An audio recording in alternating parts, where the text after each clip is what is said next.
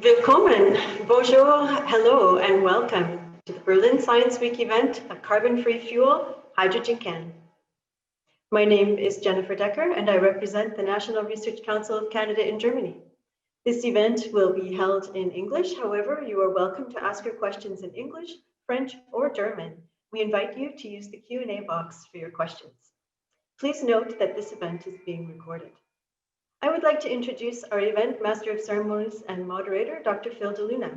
Dr. Deluna is Director of the National Research Council of Canada Program for Clean Fuels and aims to develop transformative technologies to help Canada attain net zero greenhouse gas emissions by the year 2050.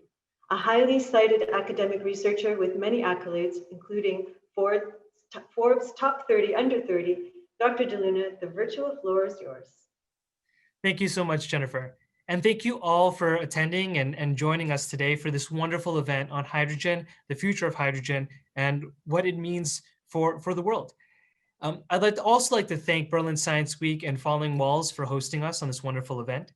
And I'd like to begin by acknowledging the land that many of us live on.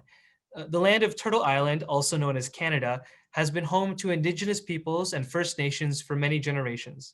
Regardless of where you are in the world right now, I'd like you to take a moment to reflect on the land where you live, its rich history, and the peoples that lived there long before you. Great. So we have a jam-packed event for you today, all about hydrogen. What is it? Why is it important? How will it change the world? We will begin with a few opening statements. It's my pleasure to introduce the Honorable Stéphane Dion, Ambassador to Germany and Special Envoy to the European Union and Europe, for an opening remark.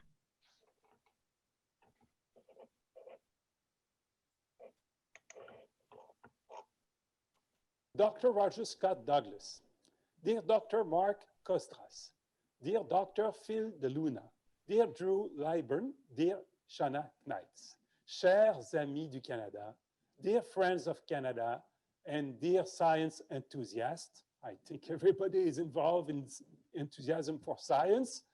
Thank you for joining today's session of the Berlin Science Week hosted by the Embassy of Canada. For humankind, avoiding the ravages of climate change is both an urgent and an immense task. Earlier this month, October 7th, the European Parliament voted for an increased emission reduction target of 60% of greenhouse gas emissions for 2030 compared to the 1990 level, 60%, and the European Commission said 55%. It will be a very ambitious and demanding target to reach. In the speech from the throne, September 23, the government of Canada confirmed its plan to increase the 2030 greenhouse gas reduction for Canada to the target of, we'll see, but today's 30, but it will be more than 30% of reduction, and to legislate a net carbon zero Canada by 2050, and the EU committed the same. Zero carbon for 2050. These are very demanding targets, but needed. So how can we get there? Certainly not without a contribution from hydrogen. Production and use of hydrogen will be needed as a key avenue to contribute to the decarbonization of our economies and our societies. As a pioneer of hydrogen technology, Canada is well aware of its responsibilities. With our new hydrogen strategy to be announced later this fall, our goal is to become a top supplier of clean hydrogen and hydrogen technology to the international markets. Canada must do that. And I am therefore proud to address the audience of Berlin Science Week and to open this discussion by highlighting a flagship initiative and perhaps a unique effort in the world, led by the Canadian government. Yes, indeed, under Mission Innovation, our partners for today's events, Natural Resources Canada and the National Research Council, are coordinating a major effort called Material Acceleration Platform, what we call MAP. What is MAP? And how does it relate to hydrogen? Well, MAP aims to fundamentally change and accelerate the development of advanced materials for clean energy generation and usage by applying state-of-the-art technologies such as artificial intelligence, data mining, high-performance computing and robotics, and to make what? To make the hydrogen economy a reality. At last, new materials will be then critically needed for that.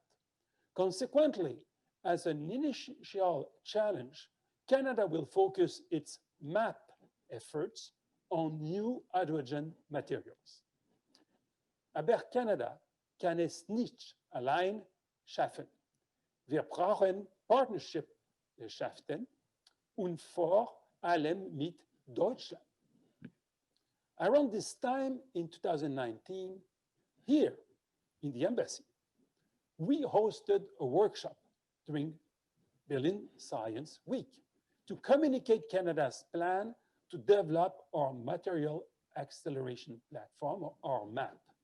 And since then, Canada has decided to enhance its efforts on hydrogen. Germany has presented its hydrogen strategy in June, and the EU Commission followed in July. Germany calculated a need of around 100 terawatt hours for 2030, 100 terawatts. And the EU aims to build up 40 gigawatts in electrolyzers for hydrogen production. Canada can help meet and exceed these goals. We will be a great partner for Germany and the EU. Recent calls between Canadian Environment Minister Wilkinson and German Environment Minister Schulz, as well as with European Commissioner for Climate Actions Timmermans, were heavily focused on their respective hydrogen strategies and opportunities for joint action.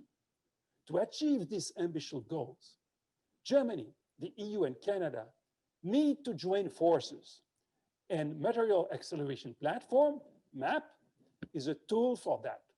Consequently, today, we are taking another step forward by organizing this follow-up workshop to invite Germany and its research community to use this innovative flagship project, MAP, and other hydrogen-related research that we are doing together. Your workshop today will help build a roadmap to determine where to focus our efforts.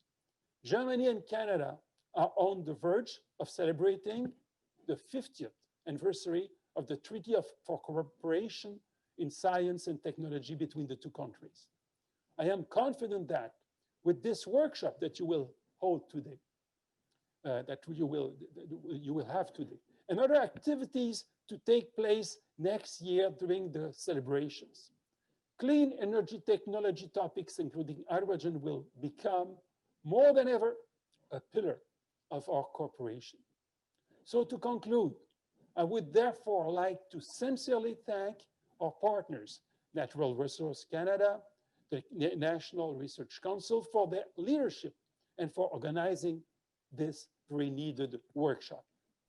And to you, dear participants, following this workshop, please do not hesitate to connect with the innovation team at the Embassy of Canada in Berlin, Councillor Ghislain Robichaud and Trade Commissioner Hart Huland, and with Dr. Jennifer Decker, representing the National Research Council for from our consulate in Munich, to learn how we can cooperate together, you with us with you. Thank you for your participation, and please continue your great work. The world needs it. Le monde en a besoin. Die Welt braucht das. Thank you so much, Ambassador. Thank you for those wonderful opening remarks. Next, I would like to invite Dr. Roger Scott Douglas, President of the National Research Council of Canada, to the stage. Dr. Deluna, Phil, thank you for your very warm welcome. Ambassador Dion, thank you for your very encouraging words to kick off today's event. What better way to fortify a decades-long relationship between the National Research Council and our partners based in Germany than to participate in Berlin Science Week, where we can engage with and leverage the international science community. For those of you who might be new to Berlin Science Week, this 10-day event gives greater visibility to science, to research, and to innovation. It's a global platform for dialogue and collaboration between science and society that inspires a deeper understanding of our world. Thanks to the organizers who have shown great creativity by pivoting into a hybrid event that has opened the door for even more diverse global audience. On behalf of the Government of Canada and the National Research Council of Canada, I would like to warmly welcome you to our session called Hydrogen Can, which is graciously hosted by Ambassador Dion and the Embassy of Canada, by the National Research Council, in very close collaboration with our colleagues at Natural Resources Canada.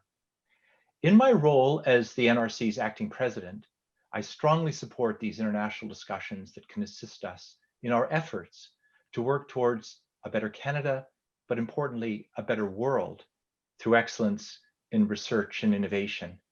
And I'm proud that the National Research Council, along with the Natural Resources Canada, can help lead today's discussion and demonstrate how we are collaborating with the world's greatest scientific minds.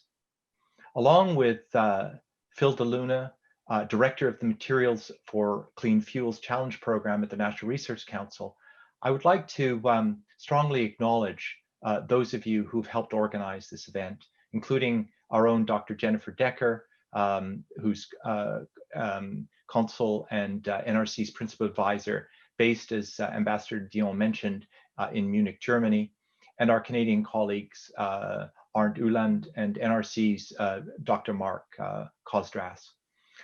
A very warm welcome to the most respected members of our panel, Drew Layburn, Professor Simon Thiele, Shanna Knights, and again, my good colleague, Phil Deluna. To those of you who are attending today's session, thank you for joining us in what will be an engaging discussion, followed by a science slam, a 3-minute video competition judged by our virtual audience. Your Master of Ceremonies and panel moderator today is Dr. Phil Deluna, who's currently involved, as Ambassador Dion mentioned, in the Government of Canada's flagship project focused on material acceleration platform, known also as MAPS. And as part of the panel, he will share how these self-driving labs contribute to discovery of new clean energy materials. Phil, over to you. Great. Thank you so much, Roger, for the wonderful introduction. Before we begin our panel discussion, I'd like to share with you all a short video highlighting some of the collaborative research being done with the Government of Canada National Labs at the National Research Council and at Natural Resources Canada. This short video describes what are materials acceleration platforms and how they're being used to accelerate the discovery of new materials for hydrogen production. Could you please play the video? Think of it as a robot assistant who does the tedious lab work with a high degree of precision, controlled from a personal computer.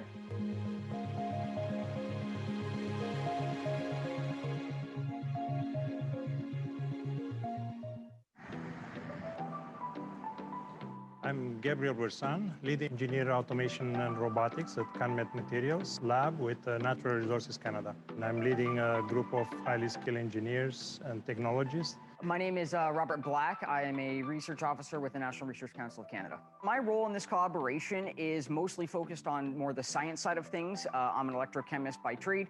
Gabe provides the robotics know-how. Robert is the applications guy. Working together remotely, they're developing robots and automated chemistry to fast-track hydrogen as an alternative fuel. The benefits of using hydrogen are the fact that it's a very green source of energy. It creates water in the combustion process. Furthermore, hydrogen is cheap and abundant. Typically, you can produce hydrogen from water.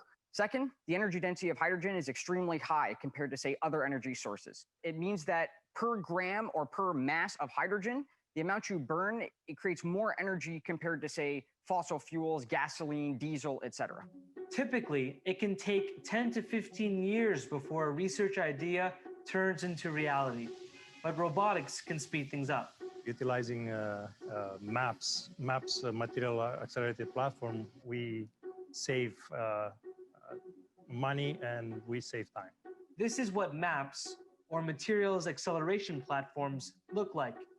Think of it as a robot assistant who does the tedious lab work with a high degree of precision, controlled from a personal computer. So the maps that we're working on are focused on the discovery of new catalysts for the hydrogen reaction, or in particular, the oxygen reaction that is the bottleneck of efficient hydrogen generation. And this will revolutionize the way we do research, because if we implement more and more automation into research, we find ourselves that we can do a lot more. Loaded with artificial intelligence machine learning algorithms, this small desktop robot can even think for itself. So essentially what it does is it takes in the data, and as we're talking about self-driving laboratories, it takes in the data and uses this data to then predict further experiments to perform, in typically using, say, statistics or various other types of machine learning, essentially to have a better design of experiments to more efficiently drive a material discovery process. But getting there isn't going to be easy. We face challenges every day in this field because we're dealing with state-of-the-art technologies, and we always have to adapt and make different pieces of hardware and equipment that is not supposed to work with other pieces of hardware, and we automate it. So you just peel up a piece of paper, cut whatever you need, peel it off and glue it, and it stays there. Working during the COVID-19 pandemic means daily video conference calls to stay on schedule, but the work must continue. These days, I'm figuring out how to implement a new robotic system, a new advanced robotics for this material accelerated platform. This system could be online and operational next year, and the end result could be far-reaching. Self-driving laboratories, what they will allow is us to accelerate the discovery of new materials that will enable hydrogen in some of our everyday use devices, for example, electric vehicles. And so if we can all afford electric vehicles faster and we're all able to use them faster, we remove our gasoline-based automobiles from the roads, allowing us to reach our cleaner energy goals on a much quicker timescale.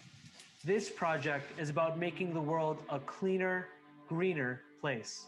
Having an energy source that burns cleanly, generates water, will cause the greenhouse gas emissions to go down, leading to a better future.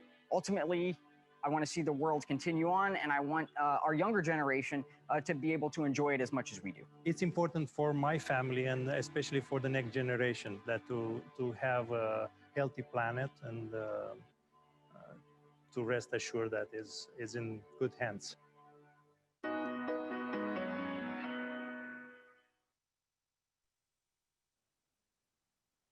Excellent, thank you. We will now move to a panel discussion on hydrogen technologies. We've assembled a panel of world-leading experts that represent academia, industry, and government. They're here to share their insights on this exciting field.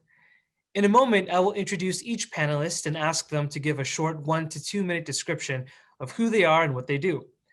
Then we will dive right into some questions. During this discussion, I encourage all of you to ask questions using the Q&A feature at the bottom of your screen. We have a team of folks in the background who will triage these questions and send them to me, and then I'll ask them on your behalf. So our first panelist is Shauna Knights, Director of Technology Collaborations at Ballard Power Systems. Welcome, Shauna. Hi, thank you, Phil. Thank you. Okay. So thank you to the organizers for inviting me to be here. I'm very happy. This is a very exciting event. I wish I was in Berlin personally, but it's great to be there virtually. So I work for Ballard Power Systems, which is a leading global provider of fuel cell products. Ballard designs, manufactures, and sells fuel cell products that contribute to CO2 emission reductions in various mobility and stationary applications. Ballard's products have now powered fuel cell vehicles in commercial, heavy and medium duty motive applications for an industry-leading cumulative total of more than 50 million kilometers on roads around the globe. So I am a chemical engineer by training. I've been at Ballard for 25 years. I'm currently Director of Technology Collaborations, and I'm responsible for external collaborations with academia, industry, and national labs to leverage leading expertise and technologies. I think it's very important that as an industry, we work together and with academia to rapidly further advance the technology in order to introduce fuel cells into the marketplace and achieve the resulting large-scale emissions reductions. I'm also responsible for Ballard internal innovation initiatives to ensure that our employees have opportunities to pursue creative solutions and for evaluation of new technologies. Thank you. Thank you so much.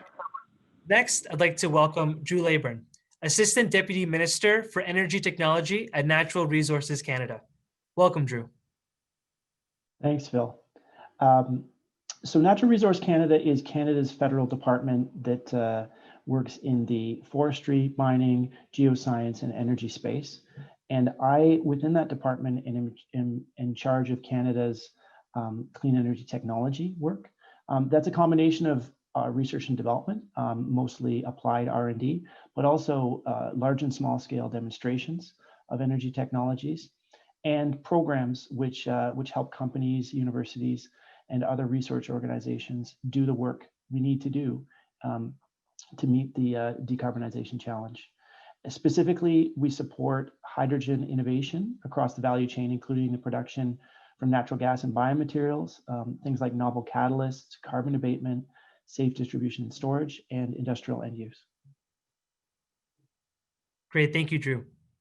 Finally, I'd like to introduce Simon Thiele, Professor and Head of the Electrocatalytic Interface Engineering Department at the Helmholtz Institute Erlangen-Nürnberg for Renewable Energy.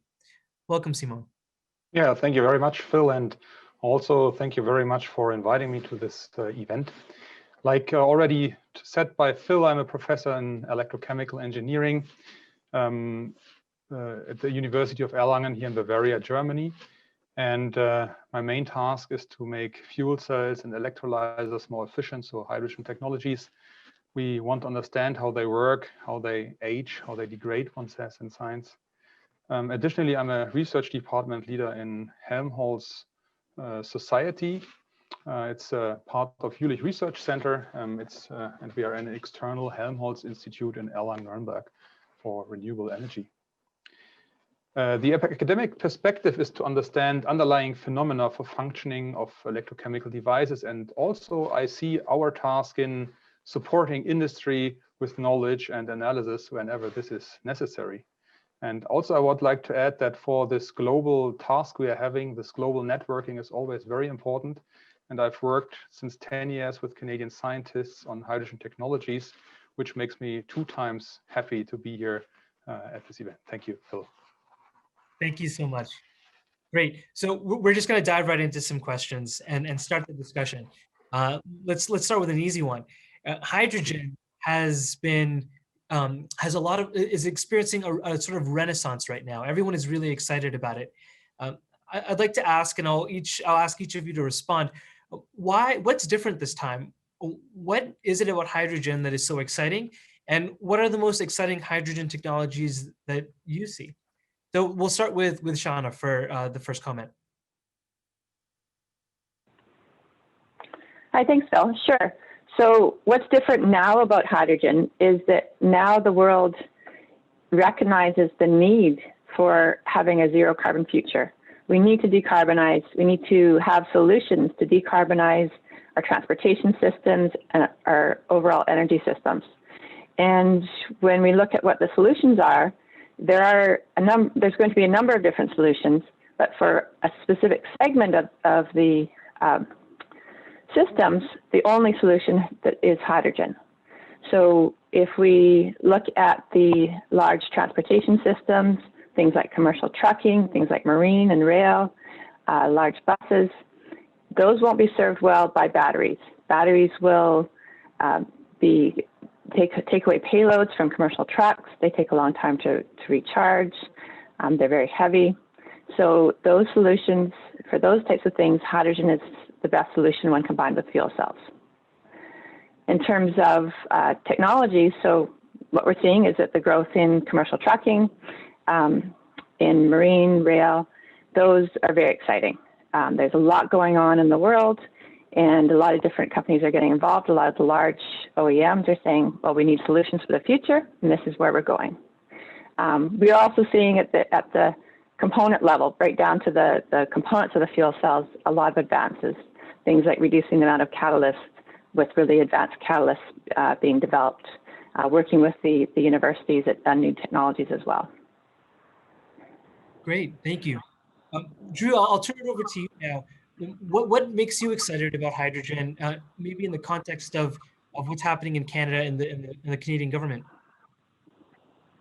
Well, I mean, as Ambassador Thiele mentioned, Canada has made a pretty aggressive commitment, like much of the world is moving towards, in terms of net zero by 2050. And we realize that as part of that net zero challenge, there's a few pathways we know we have to follow. I think the mantra of decarbonization is that you try and electrify everything you can. And for those things you can't, you more or less have to find either no carbon or net zero carbon fuels. And so hydrogen fits very well into that framework. And it's the reason why we have decided over the last few years to work with Canadians and engage across the country to develop a hydrogen strategy, which we'll be putting out in the next couple weeks, and which we think actually rises to the challenge that we know is before us. Hydrogen is an essential tool in that net zero game, and Canada, thankfully, has the pedigree over the last few decades to be able to play as a credible leader in that space. That's exciting. So everyone, you heard it here first. In a couple of weeks, Canada's hydrogen strategy, very exciting. Next, I'll move to Simone. I understand that you do work in hydrogen production and clean hydrogen, and a lot of people are looking at electrolysis. What's different about hydrogen now, and what are you specifically excited about? So I do think that in general, there have been many movements now on the political scale, Fridays for Future, for example. Also, I mean, the visibility of climate change has become more apparent. Most people at least see that there are changes. And also, I think that the people in Germany were pretty much stirred about the movements also in some Asian countries where they are very fast moving progressively forward in batteries and fuel cells. And I think there is also the fear of being lost behind in a way. And for us, hydrogen is a very, very exciting technology, which both in fuel cells and water electrolysis, I think are areas that for Germany are going to be very important to investigate and to be good in the future. Great, thank you. Well, so we've heard a little bit on the use side with fuel cells and how that can help to decarbonize transportation.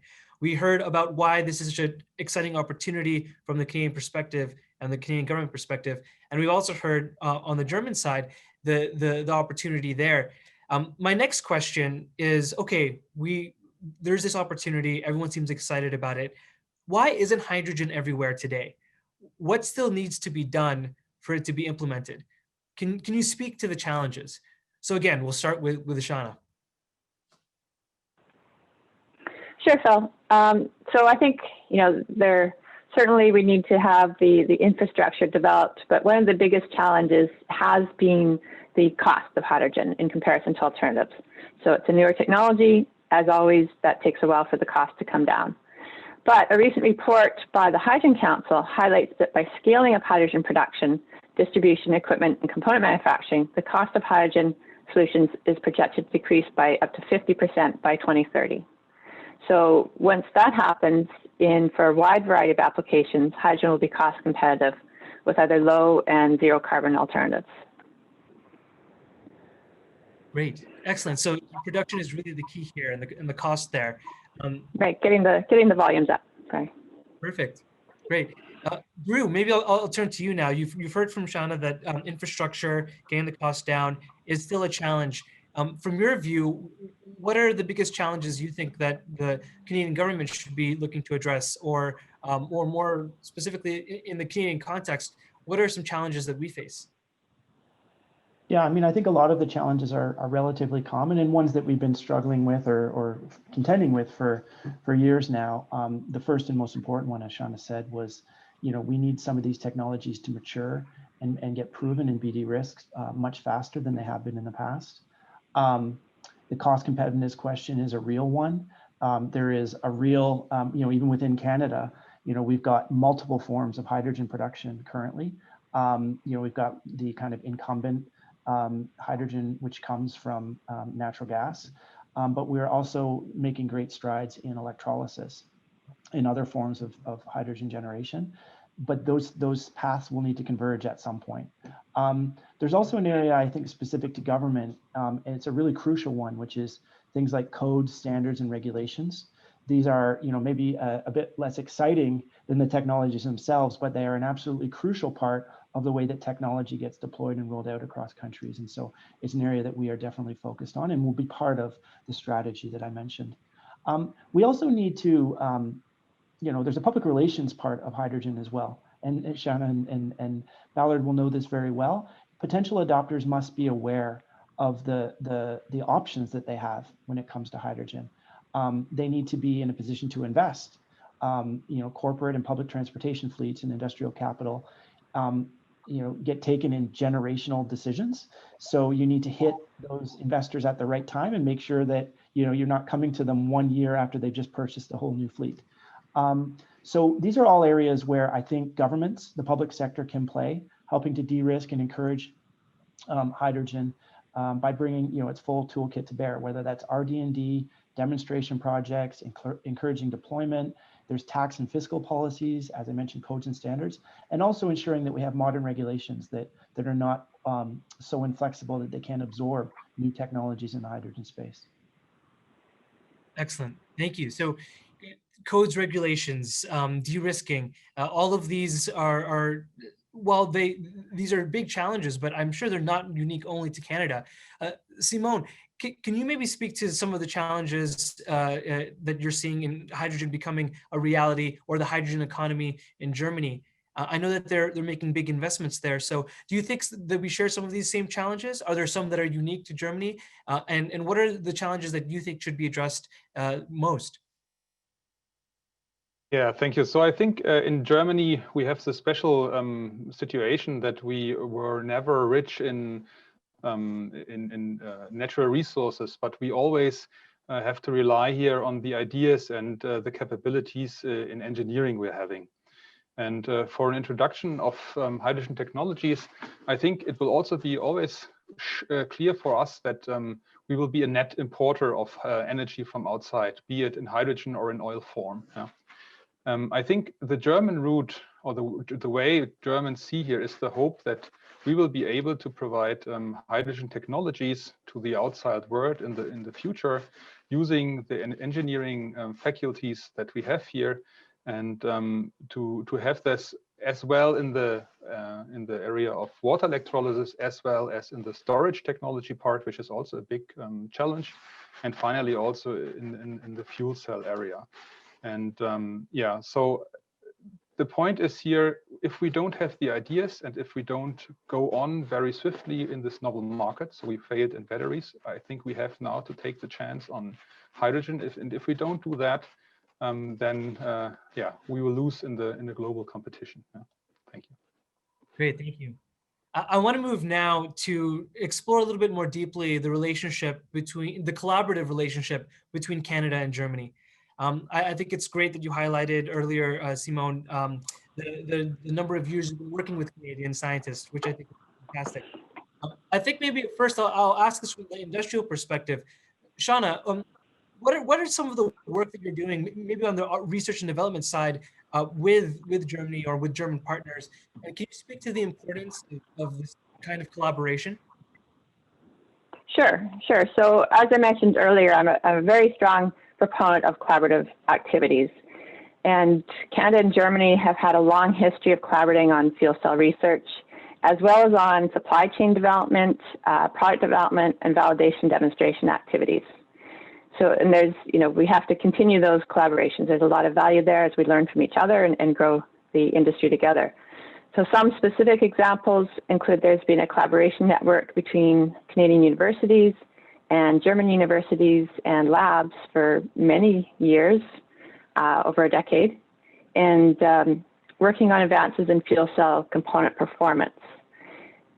Germany has also hosted many fuel cell transit bus demonstrations, and we've, Ballard's been supplying fuel cells for those also back more than a decade in some of the very early bus fleets, and learning how the buses work in real transit operation.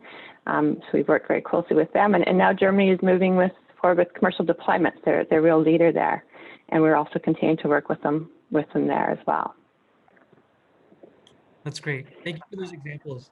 I'm going to move now to you on hydrogen and on the collaboration with Germany. And could you speak to not only the collaboration opportunity with Germany, but also the strategic opportunity? We just heard from Simon that they don't have necessarily a lot of natural resources.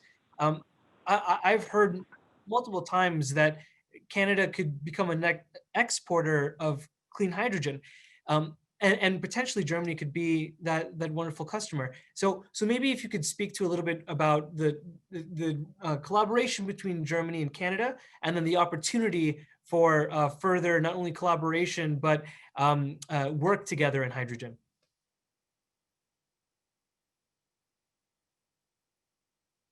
Drew, you might be on mute if you are talking. Sorry, I think my video conked out there for a minute. Could you just repeat that? I actually dropped off for a second. Okay, sure. My question was, Germany and Canada. There's of course a lot of history of collaboration between our countries. Simon spoke earlier about how Germany doesn't have as much natural resources, and they want to be an exporter of technology. Canada has an opportunity. We have a lot of natural resources. We could potentially be a net exporter of clean hydrogen. So I'd love if you could talk about the history or a little bit more about Canada-German collaboration and the potential for the future. Sure, yeah. As Ambassador Thiele mentioned at the outset, we have a long history of collaboration on the science field with Germany. In fact, my department alone has 24 research collaborations with Germany. And we're actually looking to formalize an energy dialogue to strengthen that bilateral cooperation, including when it comes to hydrogen. And we're also partners together in mission innovation, both on the MAPS challenge, the Clean Energy Materials one, but also on what we call Innovation Challenge 8, which is the Renewable and Clean Hydrogen challenge. There are a lot of areas of shared expertise and interest as communicated through Germany's hydrogen strategy. And I think that you'll see when ours is released, whether it's things like safe distribution of hydrogen through existing pipelines, zero emission hydrogen production, and industrial and transportation end use. But as you said, Phil, there is a complementarity to our interests in this. I mean, Canada obviously wants to be a consumer of hydrogen. That's part of the equation. But we have a unique profile, both as a country with massive hydroelectricity and renewable electricity potential for things like exports of electricity-driven or hydrologist-driven hydrogen, but also given our vast reserves of natural gas and the potential to abate that carbon and make hydrogen from it, it puts us on a unique footing. So while I don't think that means we're necessarily going to be selling all of our hydrogen technologies or indeed hydrogen to Europe or to Germany specifically, I think there's some great opportunities for collaboration there. But the one that we're probably most excited about right now, specifically when it comes to hydrogen, is the work we're doing on MAPS. And the video you saw at the outset, I think, is a great entree to that. Both our countries have demonstrated leadership when it comes to things like AI and material science. And we know that this is an area where you'll see a lot more of Canadian-Germany collaboration. That's great. Thank you, Drew. I'm getting a whole list of questions from the audience. So rather than go through some of the pre-recorded questions that I had prepared, I want to start diving into some of the Q&A from the audience. So I'm going to ask a question, and then I'll maybe call on one of the panelists who I think is probably well-positioned to answer it. So the first question is, an audience member has heard the term clean hydrogen versus not so clean or dirty hydrogen, which is all about how it's produced. Simon, can you explain the difference? What is the difference between sort of hydrogen that has a CO2 impact and hydrogen that's clean? So there, at the moment, most hydrogen in the world is made from fossil fuels in certain chemical reactions in the chemical industry. And this hydrogen typically has a CO2 footprint, which can be quite large. So this is the kind of hydrogen, of course, in the future that we want to avoid. The big advantage of hydrogen when it's produced in certain processes like water electrolysis, where hydrogen is produced from water, split to oxygen and hydrogen. The advantage if you power this, for example, with renewable energies like solar or wind, then you produce CO2 neutral hydrogen. And when you electrify this hydrogen then in a fuel cell at a later point, this is a completely clean cycle without CO2. And this is the kind of hydrogen we want to use in the future. There's this green hydrogen. Actually, there's a whole scale of colors for hydrogen from blue, violet, and so on. But I think this would go too much into the detail. I think it suffices to say there is clean and not clean, and we want the clean one. Yeah. That's great. Thank you. So this next question is around fuel transportation. So I'll direct this to Shana. How does hydrogen energy efficiency compare with other liquid fuels for use in transportation, taking into account production of that fuel? Thanks, Phil. I don't actually have the numbers on top of my head, so I won't be able to speak to that. But in general, the electrochemical reactions, and that's what fuel cells use to produce their energy, are much more efficient, typically over 50% efficiency, compared to an internal combustion engine. So most liquid fuels are power vehicles using internal combustion. Then you have a lower conversion efficiency. And when we look at the overall feedstock, going back to what Simon was just talking about, it matters how you produce your fuels. In the future, as we see that the use of renewable energy becomes very low cost, and we're seeing the drops of the cost dropping significantly for things like wind and solar, then your hydrogen produced by electrolysis will become very cheap, and you'll have a lot of it available. So generally, we see better fuel efficiency right now for hydrogen, but we also have to look at how it's produced, and that's going to improve as we scale up the hydrogen infrastructure. Great, thank you so much. I think it's important to note that we are still at the beginning stages of these technologies, and there's a lot of room to improve, I still think. This next question is around policy, and so I'll throw this one to Drew. One of the audience members asked, is Canada looking at mandating a minimum % of hydrogen to be blended into natural gas pipelines, similar to what European countries have already done? And along that, what sort of policy changes are required to set up a hydrogen economy? Yeah, it's a great question. I'm not going to go into too many details about what the strategy will specifically include, but I think it's important to note that there are a number of systems already in place in Canada that are encouraging for hydrogen production. You know, a thing like an economy-wide and ever-increasing carbon price is a clear signal for hydrogen producers about what role they can play in the future. And we also have something in Canada called the Clean Fuel Standard, which over time is pushing, you know, fuels and combustion to cleaner sources.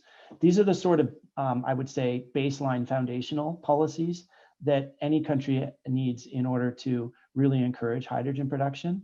But it's not the only thing. You know, I mentioned earlier that, you know, you need to think about the way, you know, your tax system treats various technologies. You need to think about whether targeted incentives or investments are required. You need an abiding interest in RD&D to continually reduce the cost of various hydrogen production and use technologies. And also, you know, you need to have, I think when it comes to Canada, an open mind about what hydrogen means. You know, we do have a kind of rainbow of hydrogen opportunities in Canada, and what matters most to us is about you know, reducing the carbon intensity of hydrogen from any pathway. The reality is in Canada that, well, around the world, that the energy infrastructure we already have in place today across the globe, the IEA mentioned this in the report last month, puts us on a path to 1.65 degrees. Even if we don't build another piece of energy infrastructure ever again. So we also need to think about, the retrofitability, if I can use that word, of hydrogen technologies to respond to the world we already actually live in. And so that's why I think things like blue and green are eventually going to converge. And we just need to make sure we have systems in place in Canada that can absorb and accommodate that reality. That's an excellent point, Drew. And I here within the hydrogen space, a lot of people talk about how hydrogen is produced, blue, green, all these different colors. But I think it's important to think about what the ultimate carbon intensity of the hydrogen is.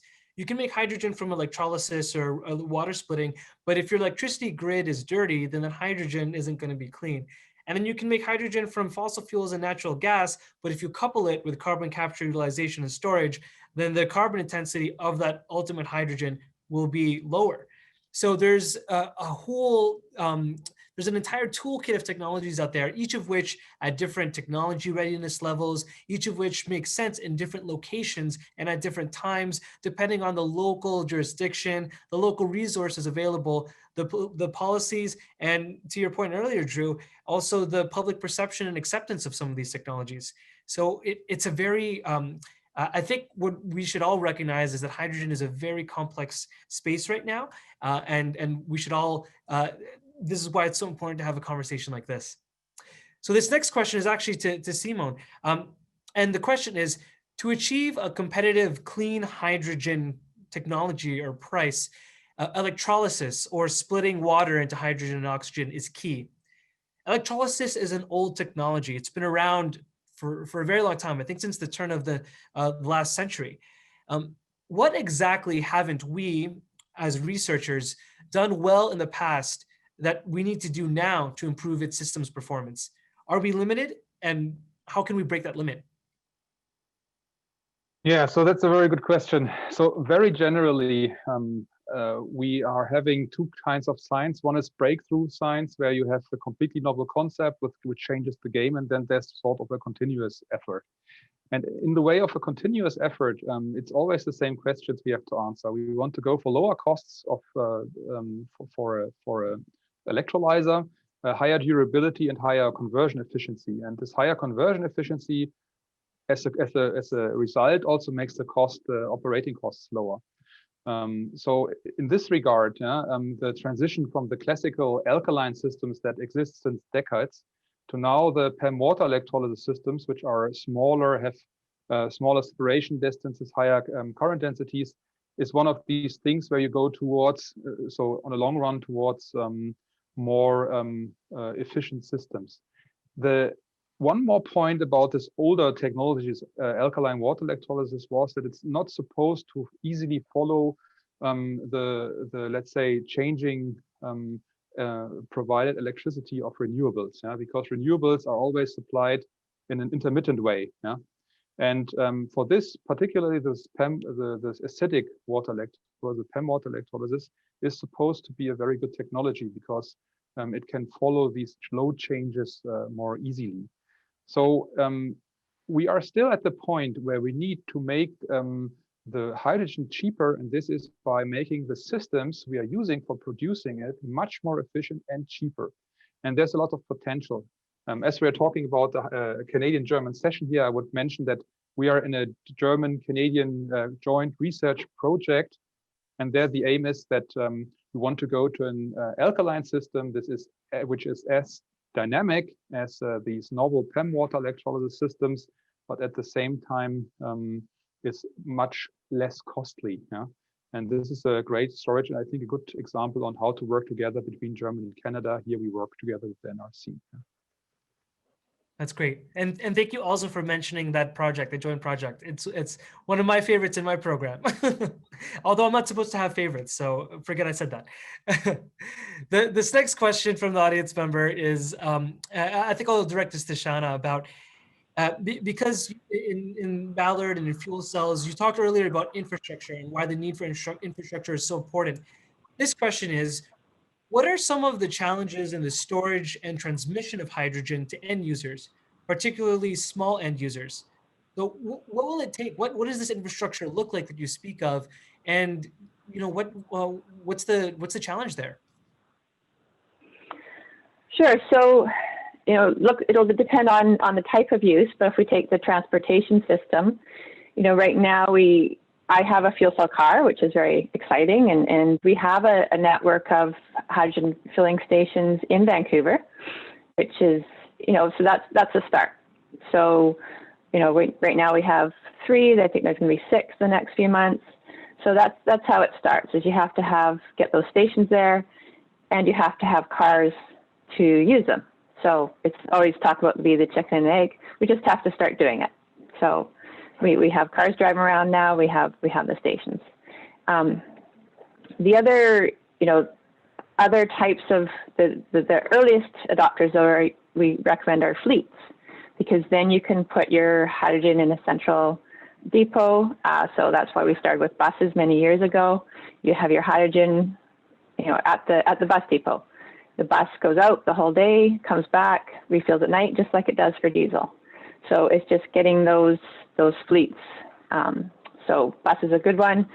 Commercial trucking, like things like ports, distribution centers, things like large warehouses where they can have the hydrogen in a central place, and then you don't have to build up a large infrastructure. You just have to have one tank of hydrogen or one source of hydrogen available, and we do it from there. Eventually, we need to have, we'll have hydrogen pipelines. We'll start by having a small amount of hydrogen in our natural gas pipelines. And I think as Drew mentioned, we have to make sure our systems, our infrastructure is compatible. So as we build new natural gas pipelines, make sure the materials that are being used will be compatible with use for hydrogen in the future as well. So it's having that vision, and we're looking forward to the hydrogen strategy coming out and having the vision to make sure that our systems, any systems we put in place now, will be compatible with hydrogen going forward. Great, thank you. That's great. And it's interesting to talk about new materials for hydrogen transportation and pipelines. As a teaser, in the Science Slam, one of our Science Slammers will talk all about a new way that it can coat materials to be more resilient to hydrogen and embrittlement. In any case, we're nearing the end of our wonderful discussion, and I want to make the floor to give each of the panelists space to maybe speak on something that they haven't had the chance to speak on, or maybe a last word. So first, I just want to thank you all for this wonderful panel discussion, and then maybe first I'll start with Drew. Drew, what would you like to leave us with? I think I'll just maybe reiterate some of the things I've woven through my comments earlier. Hydrogen is such a broad-based opportunity for Canada, largely because of the diversity of our energy story in Canada. We've got one type of hydrogen story that might play out in a province like Quebec, which has nearly 100% hydroelectricity and a lot of expertise. In fact, soon possibly one of the world's largest electrolysis-driven hydrogen production facilities. But you're going to have a different story in places like Alberta or Saskatchewan with massive natural gas infrastructure. And I think indeed in some of the SLAM presentations, you'll hear about alternative ways of extracting hydrogen from those resources in a way that can be sustainable. So I guess that's what I want people to remember when they think about hydrogen for Canada, is that it won't be just one type of hydrogen story. It will be a kind of mosaic of hydrogen stories that we have to find a way of weaving together that reflect the realities of where we are now with our infrastructure and our resources, but where we want to be ultimately by a net zero 2050. That's great. That's beautiful. I love that. A mosaic of hydrogen stories. I love that. All right. Simon, what would you like to leave us with? Yeah, thank you. I would really like to stress one more time that I'm completely convinced that hydrogen is a very important part to our possibly very clean future. And when we see in Siberia or in northern Canada where the ice is melting like it never has before, when we see things like microplastics or fine dusts that you have in China or in South Korea, I think it is completely clear that with the large number of people, which is supposed to be 11 billion at some point, we need to take so much care to not go over this ridge where we just fall down in a certain way. So, and hydrogen is both an energy vector and also a precursor for chemical industry. Yeah. So I think it will be a very, very important part, and I think we should do everything we can to push this technology forward to reach these aims that else might cause us very many problems. I think this is my last words, so to say. Thank you. Thank you so much. So it's a call to action for everyone out there. Let's push hydrogen further. Okay, great. Shauna, last word to you, please. Sure, thanks, Phil. So, you know, I completely agree with what the last two speakers said, and there's a lot of different things I'd love to say, but I want to just focus on really the need for hydrogen for the medium duty and heavy duty vehicles, because there's really a growing industry consensus that we need hydrogen for those. And we have a real challenge to electrify that sector, to electrify heavy duty motive, and it contributes a very large proportion of our carbon emissions. So how can you offer fleet operators the benefits of legacy diesel, including heavy payload, long range, fast refueling, route flexibility, and a similar operating experience, but also offer the benefits of electrification? So include zero tailpipe emissions, low noise, low vibration, and fast and smooth acceleration. Well, fuel cell electric vehicles uniquely provide the answer. Fuel cell electric vehicles meet all the above requirements, effectively address the limitations of standalone battery electric solutions that are range constrained, require long recharge times or en route recharging infrastructure, or limited certain routes and compromised payload, but you also have the zero emissions that we need. That's great. Thank you. Thank you, Anna. So I heard a mosaic of hydrogen stories, a call to action, and fuel cell vehicles are the key. That's great. Thank you so much for our panelists. Next, now we'll move to the Science Slam section of this event. So what is a Science Slam? Think of a Science Slam as a mini TED Talk. Each finalist, which we did a call to the world, and these 5 finalists answered that call. Each finalist will be given 3 minutes and 1 slide to describe their exciting hydrogen research work. At the end of all the presentations, a voting screen will pop up in front of you, and you will decide which one was your favorite. So we're going to hop right into it. First is Brock Batachio, co-founder at Planetary Hydrogen. I'd like to introduce Brock, and Brock, the floor is yours. Awesome. Can you hear me all right? Yes, we can. Awesome. Thanks, Phil. Firstly, I'd like to start off by thanking you all for giving me this opportunity to speak to you today, and thank you for those who put this great event together. My name is Brock Batachio, and I'm one of the founders of Planetary Hydrogen.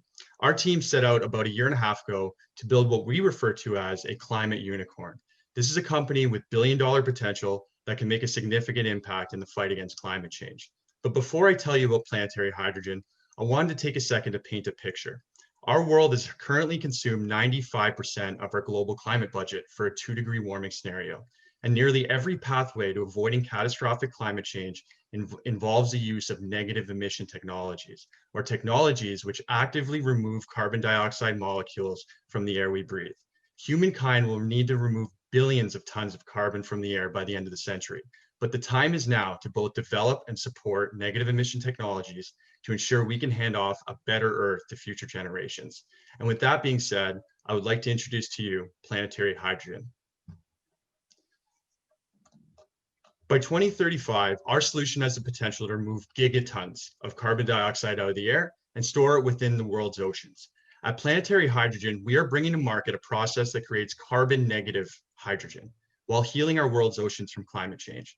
Our technology generates hydrogen while pulling carbon dioxide from the air and storing it within the natural chemistry of the ocean. Combining hydrogen generation with carbon removal is the core innovation, which enables us to leverage the prices on carbon credits to radically reduce the cost of our hydrogen production, ultimately enabling us to provide negative emission hydrogen to the world at a fraction of the current market rates. So how does it work? The oceans absorb 30% of our yearly CO2 emissions and are the largest carbon reservoir on Earth, containing 40,000 gigatons of carbon in the form of carbonates and bicarbonates. While these serve as fundamental building blocks to the marine ecosystem, the problem is increased CO2 concentrations in the atmosphere are forcing our oceans to absorb far more carbon, which is causing an increase in ocean acidification. Now, what we do is we use alkalinity to convert atmospheric carbon dioxide into bicarbonate, which is slightly basic. This approach is known as ocean alkalinity enhancement and can lock carbon dioxide away for 100,000 years while helping restore ocean chemistry and therefore healthy marine ecosystems. So our process looks like this. We take industrially proven water electrolysis and add a mineral salt, which means we co-produce hydrogen and hydroxide. While the hydrogen is stored, the hydroxide, which is our carbon capture chemical, is introduced to the ocean through an engineered air contactor, or what we call the reactor. The reactor is designed to maximize the contact hydroxide has with air, reacting with CO2 in the air and forming bicarbonate. Another elegant aspect and advantage of this approach over other engineered carbon sequestration systems is the fact that CO2 concentrations are much higher at the surface of the ocean than in the atmosphere, and we can use the Earth's largest air contactor, the ocean, to help us do the work. Now, what's our impact? Imagine a world where every mile you travel takes carbon dioxide out of the air. That's the world we envision and are making into a reality. Today, half of the world's hydrogen is used to refine fossil fuels. By replacing the dirty hydrogen used in refineries with our carbon negative hydrogen, we can radically reduce the carbon footprint of regular fossil fuels like diesel, gasoline, or jet fuel, or even create carbon negative fuels from biological feedstocks. And moving into the future, as hydrogen goes to displace fossil fuels in a variety of sectors of our economy, our system can provide scalable, ultra clean, low cost hydrogen production to fuel the emerging hydrogen economy. And with that being said, I would like to thank you all very much for listening, and I'll pass it back over to you, Phil. Thank you so much, Brock. Thank you. Next up, we have Sami Khan. Sami is an assistant professor at Simon Fraser University. Sami, the floor is yours. Thank you very much, Phil. As Phil mentioned, I am an assistant professor in sustainable energy engineering at Simon Fraser University, and my research group focuses on development of materials and coatings to enhance the performance and longevity of sustainable energy systems, with a particular focus on hydrogen energy, which I will be presenting next. So as we saw from the panelists here, there is a lot of advancement in the development of hydrogen energy. And specifically, this has led to the development of hydrogen economy, which is which as it's expanding, as you can see from my slide here on the left, would lead to the development of tanks, which would be needed to store hydrogen, pipelines for the transportation, and systems that can deliver and dispense hydrogen to end users like ourselves. Now, as the panelists mentioned, a lot of these systems that are used for fossil fuels were constructed using steel. But steel has a major complication when it interacts with hydrogen, which you can see from the middle panel, that when a steel wire, which is typically very easy to bend and flexible, it can catastrophically fracture when it is exposed to hydrogen for a long amount of time. So this dangerous effect is called hydrogen embrittlement, and it can reduce the performance of some of these steel components. And very fundamentally, it occurs when hydrogen enters into the steel and causes it to lose strength and become brittle. So in our research group, we are developing these smart self-healing coatings to fundamentally stop this hydrogen from entering and causing embrittlement. Now, to explain what I mean by these smart self-healing coatings, we can show their effectiveness on these polymers that swell when they are exposed to water. So if you see on the panel on the right with experiment 1, when this polymer, which is very small, is inserted into water, it can swell up to many times its own volume within 5 minutes. But then in the experiment 2, when this is coated with Teflon, interestingly, even Teflon is not able to block the water from entering. And as you may know, Teflon is a well-known water-repelling material that is used to coat cooking pans. But if this Teflon has defects and holes, then water can find its way to go in, and then it can cause this polymer to swell. But when we use these smart self-healing coatings, which experiment 3 shows, these coatings are able, which are essentially low surface tension fluids, they're able to cover up these holes and defects and provide protection. So even after 5 minutes, the polymer doesn't swell. And we show that when we apply this on steel, the hydrogen diffusivity can be reduced by 100 times and therefore provide protection to these steel components. So I'd like to conclude by saying that hydrogen energy is very promising to all of us, and we can envision using this as a clean and sustainable fuel to drive our cars or heat our homes. But it is very important that this hydrogen be delivered both safely and reliably. So it is important to be aware of hydrogen embrittlement and have technologies like these self-healing coatings, which can stop it from occurring. And this can lead to widespread protection in many hydrogen technologies. And also, as the panelists mentioned, with impacting codes and standards and reducing costs towards driving this hydrogen economy. Thank you very much for this opportunity, and thanks for your attention. Thank you, Sammy. That was wonderful. Next up, we have Xu Liu, PhD student at Cornell University. Xu, please go ahead. Okay, thank you so much, Phil. And hi, everyone. It is such an honor to be here. I'm Xu Liu. I'm a PhD student from Cornell University. My research is about solar water splitting. So I'd like to take this opportunity to give you a brief introduction about my research field. Okay, now let's get started. Everyone said that hydrogen is the next big thing as a green energy resource. But is hydrogen really green? Today, 95% of hydrogen produced in the United States is by a process called natural gas reforming. It is energy intensive and emits carbon dioxide as a byproduct.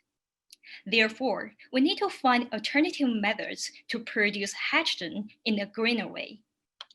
I'm Xu Liu. I'm a PhD student in mechanical and aerospace engineering at Cornell University.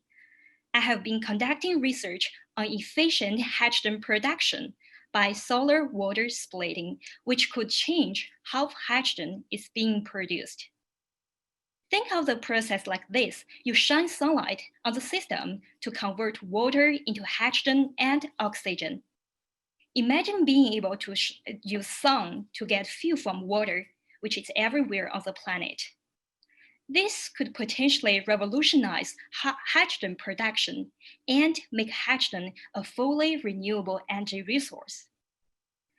Now, let's look at the factors affecting the efficiency of water splitting from the length of catalyst development.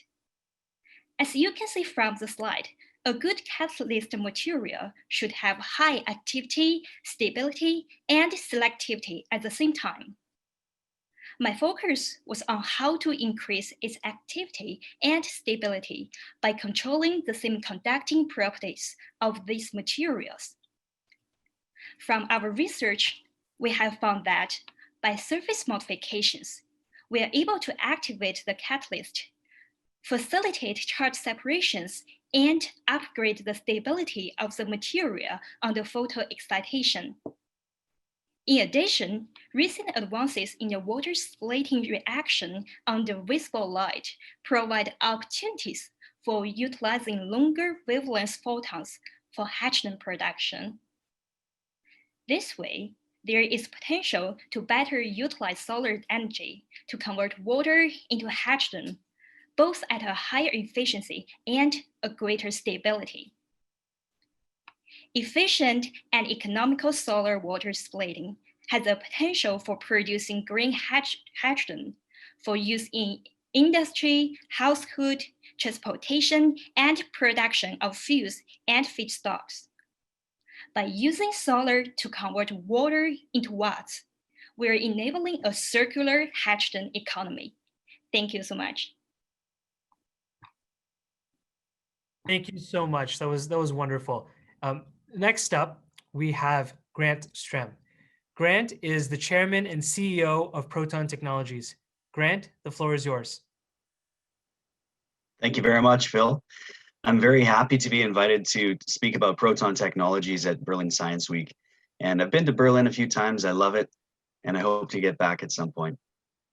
So what is Proton Technologies? We have a way to make hydrogen at very, very low cost without emissions. It's my personal belief that the main differentiator between the pace of acceleration towards cleaning and decarbonizing our energy is directly linked to the cost of hydrogen. If you can make hydrogen less expensive than natural gas, for example, it's competitive against transportation fuels and all these other things. So that is the key determinant. If the consumers all want to save money, that's the way to accelerate. And moving carbon molecules, carbon atoms around is a very inefficient thing to do. So with oil products, we We have carbon, which adds mass, it adds friction, and of course it adds controversy. If you can leave the carbon behind within an oil field and only extract the hydrogen, so oil fields are hydrocarbons and H2O, so it's an energy-rich system. And the only thing that is really needed to release that energy and pull a lot of hydrogen out is oxidize the fuel. So in traditional steam methane reforming, which is how 95% of the world's hydrogen is made, there's a large surface reaction vessel and a constant requirement to buy natural gas. By contrast, our process only takes oxygen from the air and injects it deep into the oil field, where reactions occur, the net result of which is hydrogen released. And then using a downhole filter, the only thing that can go into the wellbore and be produced to the surface is pure hydrogen. So in that way, we save the cost of compressing carbon dioxide and putting it in the ground. We save on the cost of the fuel because the world is full of half full oil fields. And we also save on the cost of the transportation of the carbon molecule. So from a steam methane reforming versus proton technologies perspective, we have no fuel cost. Our operational cost and capital cost are far, far lower. And I think that hydrogen priced meaningfully below the price of natural gas is the way to quickly get society to adapt. People didn't go from whale oil to kerosene because they loved whales. They did it because it was far, far less expensive and more convenient to use kerosene instead of whale oil. Similarly, I believe this transition comes down to price. If we want to go fast in the absence of subsidies, we need to find ways like Proton's technology that can price hydrogen below natural gas. Thanks very much. Great, thank you so much, Grant. Finally, we have Abraham Gomez Fadales. Abraham is a research officer at the National Research Council of Canada. Abraham, the floor is yours. Thanks for the introduction and thanks all for your attendance. As Phil mentioned, my name is Abraham Gomez Fadales. I'm a research officer at the National Research Council of Canada, and my current work is related to hydrogen production, development of biosensor, and bioelectrochemical conversion of carbon dioxide to methane. Could you please move to my slide? As we have heard in this panel, in recent years, hydrogen has been playing a bigger role on the development of new energy sources. When we look around, we can see many different approaches for the generation, distribution, and use of hydrogen. So why is hydrogen important? Well, hydrogen has the highest specific energy density compared to any fuel. It's abundant, as its chemical energy can be converted into electrical energy using fuel cells. Furthermore, it can be produced from renewable sources like water in a process known as water electrolysis. In this process, electrical energy needed can be obtained from other renewable sources as wind or solar. In addition, the produced hydrogen can be used in domestic, industrial, and transportation sectors, as we can see in this picture, which represent the concept of hydrogen economy. For all these reasons, it's considered the cleanest fuel. However, his main disadvantage is his high production cost. At the National Research Council of Canada, we are working on a project to improve how hydrogen is produced. We focus on hydrogen production using an anion exchange membrane electrolyzer. In this graphic, we can see the design of the cell in the electrolyzer, where the anion exchange membrane is placed between the cathode and the anode. In the anode, a slightly alkaline water solution is applied, and when we apply electricity, hydrogen gas and hydroxide ions are formed at the cathode. Then the hydroxide ions are transported to the anode to form oxygen and water.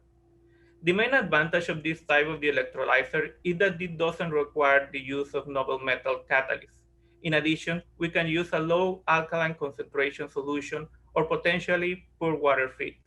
At the NRC, together with the partners in Germany, we are working to improve the performance and stability of this electrolyzer.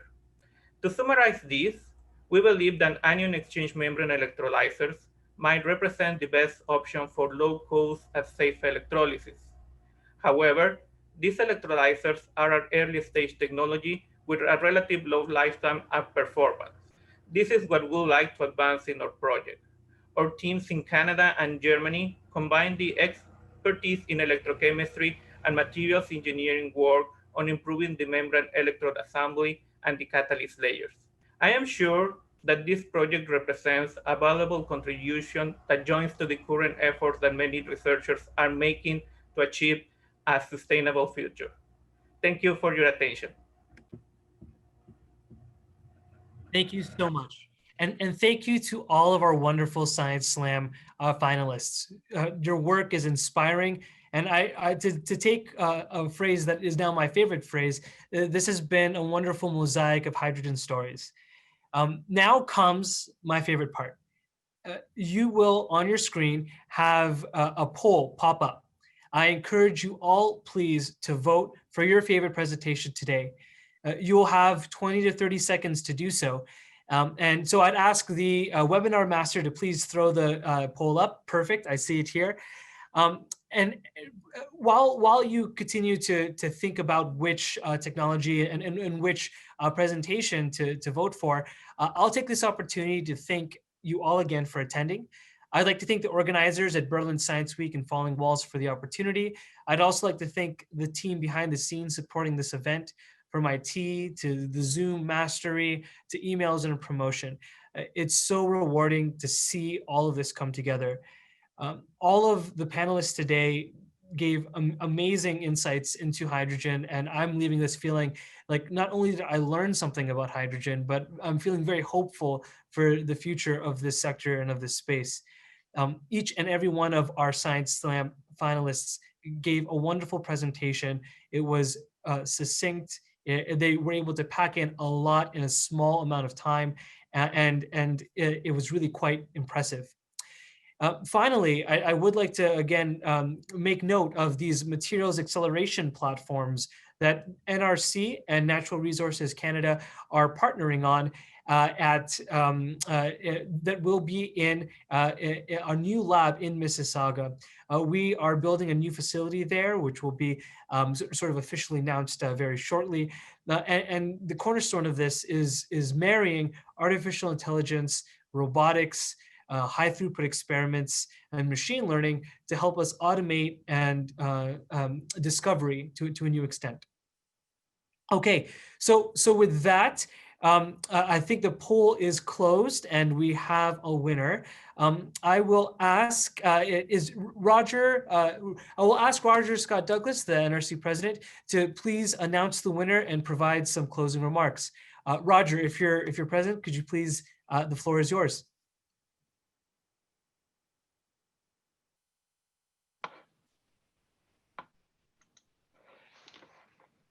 Thanks so much, Phil. My goodness, over the last half hour, we've had the treat of this wonderful, knowledgeable panel of German and Canadian experts who've spoken to us about the future that is hydrogen powered. We've all shared not only in the importance of this element, but how hydrogen-centered technologies may be the future of clean technology. We've had described this element, how it's produced, transported, used, and how it could be the low carbon replacement for fossil fuels. And last but not least, we've heard from a talented, very talented pool of early career researchers and entrepreneurs as they showcase their very impressive technologies. I've just received the audience's results from our Science Slam poll, and I'm pleased to announce that Brock has been selected as our winner. Congratulations, Brock. Congratulations to all of the fantastic presentations and candidates that presented today. We'll be in touch with you shortly, Brock, about that. I think that it's extraordinary for me. Phil asked for takeaways. My takeaway is that hydrogen is highly versatile, it's highly sustainable, and it's enormously promising. Canada, along with partnership with Germany in many ways, Canada is well on its way to develop research and develop new ways to use hydrogen to advance a low carbon future. We firmly believe in the Government of Canada, the National Research Council, NRCan, our colleagues, that we have a hydrogen economy that will help improve climate change mitigation. Will play an active part in making the world sustainable. This topic is particularly timely as one of NRC's strategic areas of focus is environmental challenges impacting our green planet, including greenhouse gases and climate change. We've just announced the NRC is going to invest 57 million in collaborative programming over the next 7 years for a world-class collaborative research program on Canadian made clean technology that Phil will be leading. And secondly, equally important priorities to overcome the environmental challenges through international collaboration, such as those we've built up with Germany over the last, very proudly, over the last 5 decades. We'll continue to combine international innovation efforts with our environmental research capabilities to ensure a more sustainable economy for Canadians and the world. And we will look to develop innovations that leverage hydrogen technologies. And as we do, it's only fitting that we do not limit our gaze to our own country, but to collaboration with partners such as you based in Germany. We'll continue to transition towards a low carbon future. Hydrogen offers us a promising solution towards that vision. Everything we've heard today, with everything we've heard today, can you imagine a future where alternate fuel sources were derived from hydrogen? On behalf of the Canadian Embassy in Berlin, Ambassador Dion, the National Research Council and Natural Resources Canada, I'd like to thank all of our panelists, certainly Phil, Simon, Shauna, Drew, for their invaluable insights, and to our such impressive Science Slam participants, to our judges, thank you for your participation, for your enthusiasm. Thanks to all who've made this a success, to the discussions today. Look forward to hearing your feedback on today's session, and thank you all. Phil, back to you. Thank you so much. At this point, I would ask the webmaster to please put the contact information slide on the screen. Again, I want to thank all of you for joining us today. If you'd like to reach out to learn more about hydrogen or ways to collaborate with the NRC, with Natural Resources Canada, with any of us, or even any of the Science Slam finalists, if there was a really interesting technology that you want to learn more about, please feel free to reach out to any one of the people on the screen right now. Again, thank you all. Dankeschön. Keep well and be safe. Thank you.